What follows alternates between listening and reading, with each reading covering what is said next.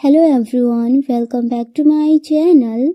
तो आज हम माय लिटिल पॉपुलर के नेक्स्ट चैप्टर को स्टार्ट करने जा रहे हैं। चैप्टर की स्टार्टिंग होती है, फिर हमें कुछ दिनों बाद का सीन दिखाया जाता है जहां 80 सैनिकों को एक साथ एक ट्रक में भर के ट्रायल शुरू होने वाली जगह पे एक दिन पहले ही ले जाया जाता है। जब वो वहां पहुंचते हैं तो धीरे धीरे करके सभी सैनिक ट्रक से बाहर निकलने लगते हैं। जैसे ही बाशिन्यू ट्रक से बाहर निकलता है तो वो एक लंबे चौड़े सुंदर इंसान को देखता है और वो होता है हुआ क्याओ। हुआ क्याओ जूजुआंग के पास आते हुए कहता है, लाओजू आखिरकार तुम आ ही गए, मैं कब से तुम्हारा इंतजार कर रहा था। हमें मिले हुए आधे से भी ज्यादा साल हो चुके हैं और देखो तुम्हारे चेहरे पे पहले से भी ज्यादा झुर्रियां आ चुकी है। तुम्हें अपना ख्याल रखना चाहिए। ये बोलकर वो हंसने लगते हैं। तो लाओजू कहते हैं, अरे बदमाश, तुम हमेशा मेरे कीमती सैनिकों को मुझसे छीन लेते हो, इसलिए मैं जब भी तुम्हें देखता हूँ तो मुझे बहुत ज़्यादा गुस्सा आने लगता है और पता नहीं तुमने मेरे कंपनी कमांडर पे क्या जादू कर दिया है। अब देखो उसे, वो भी यहाँ आ चुका है। ये सुनते ही उसकी नज़र जूजुआंग के पीछे खड़े सभी सैनिकों पे जाती है तो वो उन्हें देखकर कहता है, देखो तो सही कितने सारे नए रंगरूट आए हैं, ये कितने तरोताज़ा लग रहे हैं।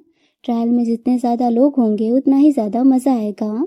फिर उसकी नज़र चैंग जिंग पे जाती है तो वो उसे अपने पास बुलाता है। लीडर चैन उसके पास जाकर उसे सैल्यूट करता है।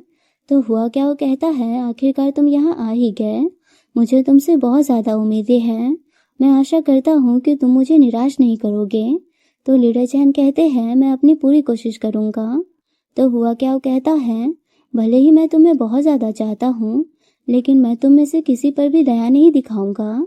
ये बात वो जोर से बोलता है ताकि सभी को सुनाई दे और उन्हें इनका मतलब समझ में आए। लीडर चैन कहते हैं, जी सर, मैं समझ गया। ये बोलकर वो वहाँ से चला जाता है। तो हुआ क्या, वो कहता है, जाओ सभी लोग खाना खा लो, तुम्हें जितना खाना है उतना तुम खा सकते हो, यहाँ तुम्हें कोई भी नहीं रोकेगा। ये बोलकर वो दोनों वहाँ से चले जाते हैं और सभी सैनिक भी खाना खाने के लिए जाने लगते हैं। बाशिन्यू लीडर चैन को वहां से ले जाते हुए कहता है, लीडर चैन जल्दी से चलिए, अगर हम वहां लेट से जाएंगे तो सारा खाना खत्म हो जाएगा। फिर वो सभी भी खाना खाने के लिए चले जाते हैं। खाना खाते हुए उन्हें यह एहसास होता है कि ये तो उनका आखिरी खाना है, तो वो जल्दी से प्लेट में भर भर के खाना खाने लगते हैं, ये सोचते हुए कि काश वो एक बार में ही एक हफ्ते का खाना अपने पेट में भर पाते हैं, लेकिन वो ऐसा नहीं कर सकते थे। खाने के दौरान बाशिन्यू यू फेंगचेंग के बगल में बैठा हुआ होता है। वो नोटिस करता है कि यू फेंगचेंग बार बार अपने अंकल को देख रहा है। तो वो उसे पूछता है, यू फेंगचेंग, क्या तुम अपने अंकल से मिलना चाहते हो? तो यू फेंगचेंग धीमी आवाज में कहता है, हम नहीं चाहते हैं कि लोगों को ये पता चले कि हम एक फैमिली है, इससे बहुत सारी प्रॉब्लम्स हो सकती हैं, तो तुम भी इस बारे में किसी को मत बताना। तो शिन्यू मुंह बना के कहता है, हाँ मैं नहीं बताऊंगा। फिर वह हुआ क्याओ की तरफ देखता है जो कि जूजुआंग से हंसते हुए बात कर रहा होता है। वो उसे देखकर सोच रहा होता है, वो एक लंबा चौड़ा मजबूत शरीर वाला आदमी है जो कि हमेशा खुलकर हंसता है। उसे खुद पर और अपनी ताकत पे बहुत ज़्यादा भरोसा है। वो कभी किसी से नहीं डरता। इसमें कोई आश्चर्य की बात नहीं है कि यू फेंगचेंग उसे एडमायर करता है, तभी तो वो इस मुकाम पे पहुंचा है। शायद हुआ क्या हमेशा से ही एक ऐसा इंसान रहा है जो बच्चों को विश्वास दिला देता है कि वो कुछ भी कर सकते हैं। तभी हुआ क्या उनकी तरफ देखता है तो वो भी उसे देखने लगते हैं। हुआ क्या यू फेंगचेंग को कुछ इशारा करता है तो यू फेंगचेंग वहां से जाते हुए कहता है, शिन्यू, मुझे कुछ काम है तो मैं यहाँ से जा रहा हूँ, तुम जाओ और दूसरों के साथ मजे करो। वो उसकी बातें तो सुनता है लेकिन वो खुद को रोक नहीं पाता है। वो उनकी बातें सुनने के लिए उसके पीछे चला जाता है। जब वो टेंट के पीछे से उनकी बातें सुनता है तो वो कुछ खास बातें नहीं होती, वो बस रोजमर्रा की बातें ही कर रहे होते हैं। तभी अचानक कोई उसके कंधे पे हाथ रखता है तो वो बहुत ज्यादा डर जाता है और वो होते हैं लीडर चैन। लीडर चैन उससे पूछते हैं, तुम यहाँ क्या कर रहे हो? तो शिन्यू कोई जवाब नहीं दे पाता। तो लीडर चैन खुद टेंट के पीछे देखते हैं जहाँ हुआ क्या और यू फेंगचेंग एक दूसरे से बातें कर रहे होते हैं। तो उसे ऐसा लगता है कि शिन्यू छुपकर उनकी बातें सुन रहा था। वो सीरियस होकर कहता है, शिन्यू, क्या तुम छुपकर उनकी बातें सुन रहे थे? तो शिन्यू कहता है, नहीं नहीं, मैं तो बस 1 नंबर करने के लिए कोई जगह ढूंढ रहा था। लीडर जैन अभी भी उसे शक निगाहों से देख रहे होते हैं। वो उसे कहते हैं, शिन्यू, तुम इसलिए उनकी बातें सुन रहे थे क्योंकि तुम्हें ऐसा लग रहा था कि हुआ क्या कल के एग्ज़ाम के बारे में यू फेंगचेन को कुछ बता रहा होगा।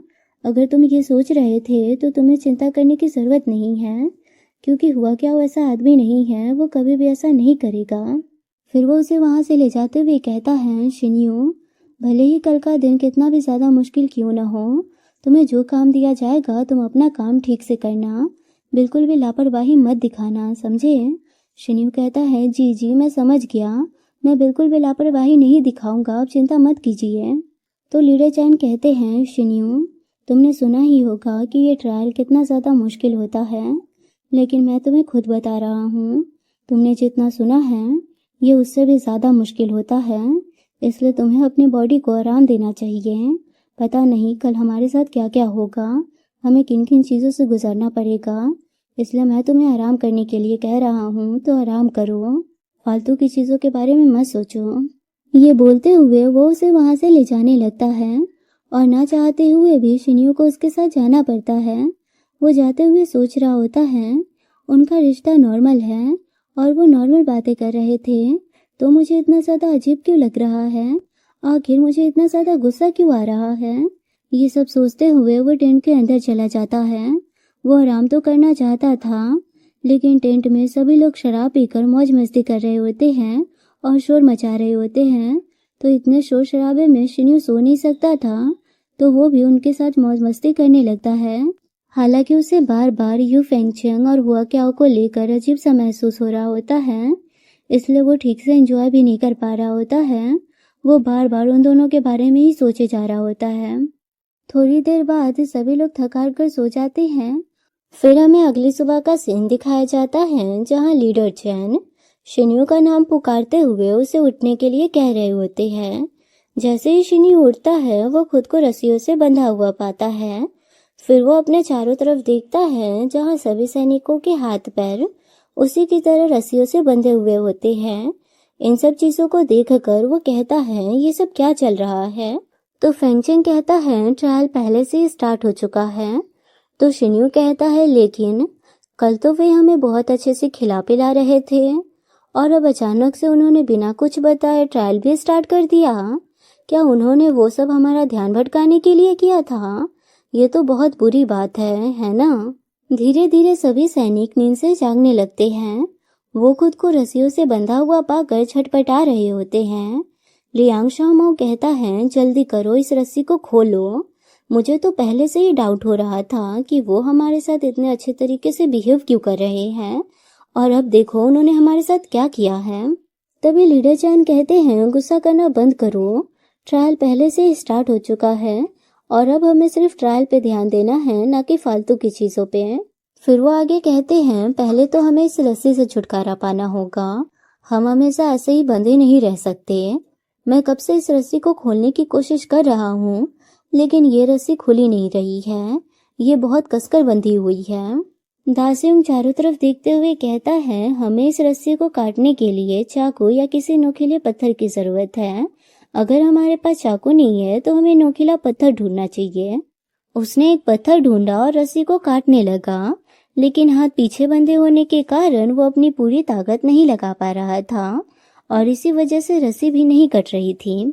तभी किसी दूसरे टीम लीडर ने कहा, ये इतना आसान नहीं होगा, ये हमारा पहला टेस्ट है, तो ये बिल्कुल भी आसान नहीं होने वाला है, हमें तो इससे भी बुरे के लिए तैयार हो जाना चाहिए।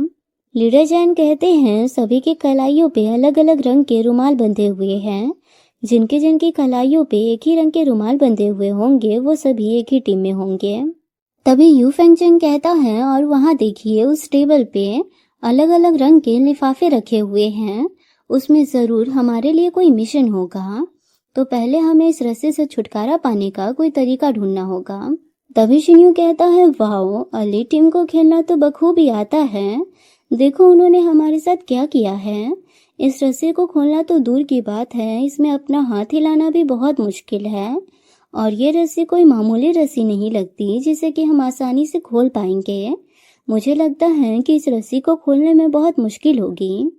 तभी फेंगचेन कहता है दूसरे टीम मेंबर्स के साथ मिलकर काम करो, उस रस्सी को अपने दांत से काटो।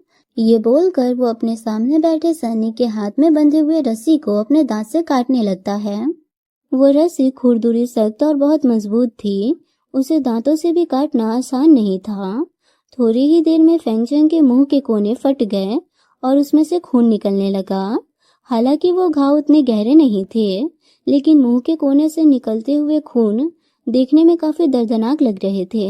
यू फेंगचेन के थकने के बाद कुछ और लोगों ने उस रस्सी को अपने दांत से काटा और आखिरकार शिन्यू की बारी आ गई।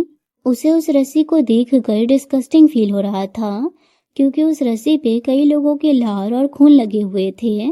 उसे उस रस्सी को अपने दांत से काटने का बिल्कुल भी मन नहीं कर रहा था, लेकिन उसके पास उसे काटने के अलावा कोई दूसरा रास्ता भी नहीं था। इसलिए वो अपने मन को मार के उस रस्सी को दांत से काटना चालू कर देता है। फेंगचेन कहता है ये अली टीम के वार्निंग देने का तरीका है। सोचो जरा, जब वो शुरू में ही इतनी क्रूरता दिखा रहे हैं तो आगे का रास्ता कितना ज्यादा मुश्किल हो सकता है। उन्हें पूरे 3 से 4 घंटे लग जाते हैं उस रस्सी को काटने में, और जो सबसे पहले आजाद होता है वो होता है लीडर चैन।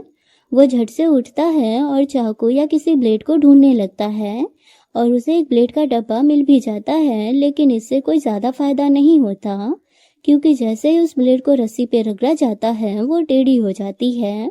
लेकिन जैसे तैसे करके लगभग 1 घंटे बाद सभी लोग आजाद हो जाते हैं। लीडर चैन जल्दी से जाकर लिफाफा खोलते हैं। वहां बस दिशा और 50 किलोमीटर दौड़ने के बारे में लिखा होता है। शिन्यू कहता है बस इतना ही, हमें बस 50 किलोमीटर ही दौड़ के जाना है, तब तो हम शाम तक पहुंच ही जाएंगे। तो लीडर चैन कहते हैं नहीं, ये इतना आसान नहीं हो सकता। तो फेंगचेन कहता है हमें हमारा मिशन मिल चुका है, लेकिन हमारे पास कोई हथियार नहीं है और बिना हथियार के 50 किलोमीटर दौड़ना पॉसिबल नहीं है। अगर हमें बस दौड़ना होता तो शायद ये पॉसिबल हो सकता था, लेकिन मुझे नहीं लगता कि हमें बस दौड़ना है। कभी भी कुछ भी हो सकता है, इसलिए पहले हमें हथियार ढूंढ लेना चाहिए। फिर सभी लोग हथियार ढूंढने में लग जाते हैं। थोड़ी देर बाद सभी लोग हर जगह की तलाशी ले लेते हैं। शिन्यू कहता है यहाँ ऐसी कोई भी जगह नहीं है जहाँ ऐसे लोगों का सामान छुपाया गया हो। तभी दासियों कहता है अरे यहाँ देखो, यहाँ तेल और टायर के निशान हैं। लीडर चैन उस निशान को छूकर चेक करते हैं और कहते हैं यह अभी भी पूरी तरह से सूखा नहीं है। इसका मतलब यह है कि उन्हें यहाँ से गए हुए ज्यादा समय नहीं हुआ है। अगर हम इस निशान का पीछा करते हुए आगे बढ़े तो हम उनके पास पहुंच जाएंगे। फेंगचेन कहता है चूंकि टेंट में बिजली थी तो शायद यहीं कहीं कुछ दूरी पे एक सप्लाई बेस भी हो सकता है। चलो सप्लाई बेस पे चलते हैं और सामान ढूंढते हैं। वो दूसरी टीमों को देखते हैं जो कि अभी भी अपना प्लान बना रहे होते हैं। वो उनसे छुपते हुए निशानों का पीछा करते हुए आगे बढ़ जाते हैं। जैसे ही वो कुछ दूर पहुंचते हैं तो उन्हें एहसास होता है कि एक टीम उनका पीछा कर रहा है, लेकिन वो उस पर ज्यादा ध्यान नहीं देते और आगे बढ़ते रहते हैं। लगभग 2 घंटे बाद वो एक छोटे से सप्लाई बेस को ढूंढ लेते हैं। वो झाड़ियों में छुपकर उस पर नजर रख रहे होते हैं। दरवाजे पे 2 सैनिक उसकी निगरानी कर रहे होते हैं और एक कैमरा भी लगा हुआ होता है। कुछ देर तक इंतजार करने के बाद शिन्यू कहता है क्या हम सच में अंदर जा रहे हैं? क्या होगा अगर ये एलीट फोर्स के प्लान का हिस्सा ना हुआ तो? तब तो हमें इसके लिए पनिश भी किया जा सकता है। और लीडर चैन को भी ऐसा ही लग रहा था, इसलिए वो कुछ कर नहीं रहे थे। वो अभी भी इस बारे में सोच रहे थे। लियांग शाओमा कहता है हमें पक्का पता है कि यही एक सप्लाई बेस है जहां हमें सामान मिल सकता है। फिर वो आगे कहता है तो बताइए क्या आप इसका जोखिम उठाने के लिए तैयार हैं? लीडर चैन कहते हैं अगर सब लोग सहमत हैं तो हम इसे करेंगे। फिर वो आगे कहते हैं फेंगचेंग तुम्हारा इस बारे में क्या ख्याल है? फेंगचेंग कहता है चलिए जुआ खेलते हैं। ये एक नॉर्मल सप्लाई बेस है, यहाँ ज्यादा निगरानी नहीं है और ना ही ज्यादा कैमरे हैं और ना ही यहाँ की सुरक्षा बहुत ज्यादा अच्छी है, इसलिए हम बिना किसी मुश्किल के आसानी से अंदर घुस जाएंगे। लीडर चैन कहते हैं ठीक है, मैं शिन्यू और यू फेंगचेंग वहां जाएंगे। अगर हम आधे घंटे बाद वापस नहीं आए तो तुम लोग खुद को उनके हवाले कर देना, ठीक है? सभी लोग उनकी बात पे सहमति जताते हैं और लियांग शाओमाओ गुलेटी की मदद से कैमरे को तोड़ता है और वो तीनों आगे बढ़ जाते हैं। लीडर चैन शिन्यो को ऊपर चढ़ने का इशारा करता है तो यू फेंगचेंग दीवार के सहारे खड़ा हो जाता है और शिन्यो उसका सहारा लेकर ऊपर चढ़ता है और दूसरी तरफ की चीजों पे नजर डालता है। लीडर चैन उससे पूछते हैं वहाँ की स्थिति कैसी है। शिन्यो कहता है उबड़ खाबड़ इलाका है, आसपास कोई नहीं है और कुछ ड्रम्स रखे हुए हैं। देखने में ऐसा लगता है कि ये कोई गैस स्टेशन गोदाम की इमारत है। लीडर चैन कहते हैं यानी कि रास्ता साफ है। शिन्यो कहता है हाँ बिल्कुल सब कुछ ठीक है। फिर वो तीनों दीवार फांदकर दूसरी तरफ आते हैं और तभी एक आवाज आती है, तुम लोग मेरी उम्मीद से थोड़ा लेट आए हो, लेकिन फिर भी बधाई हो, तुम यहाँ पहुँचने वाली सबसे पहली टीम हो। और ये बोलने वाला आदमी होता है हुआ क्या।